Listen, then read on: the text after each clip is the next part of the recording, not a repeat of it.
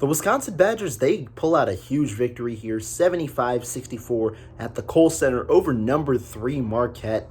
Another win over a major opponent for Greg Gard. I believe this is his 7th in his history. They got another one coming up in Arizona in about 1 week. But let's focus on this game. You got to give a shout out to the guy who really made it all happen in the first half, Mad Max, or Max Klesmet. He had 21 points in this one, all in the first half.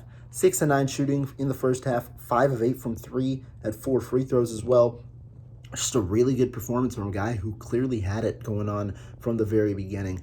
Like to see what you saw from Max Klesman, and I think that's the difference maker, because when you look at it, Marquette, they never led in this game. They were able to cut the deficit, the 13-point deficit at halftime, but they never led. Badgers never kind of gave up that lead, even though that there were some kind of ups and downs. And the most important thing with this one was, are you going to score enough offense to fend off Marquette? Because when you look at the way Marquette's been scoring, they've scored 70 points in every single game going up into this one, scored 90 in 3 of their 7 games. So scoring was going to be the big thing, because Marquette, they were going to be able to get their own, efficient or not.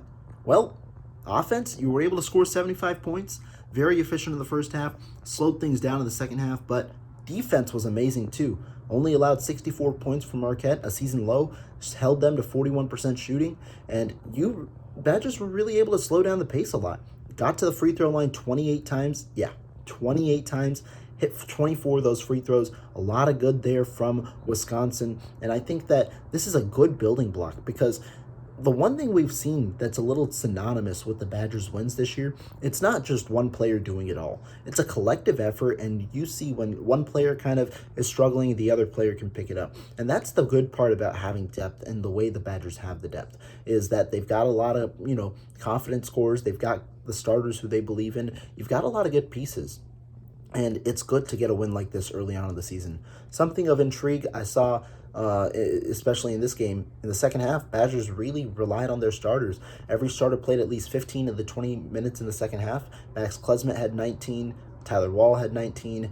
Crowell, I believe, had 17. Hepburn had 18. Storr had 15. A lot of minutes for the starters, which means Greg Gard knew the importance of winning this one. Badgers end up pulling it out. Now they're 6-2.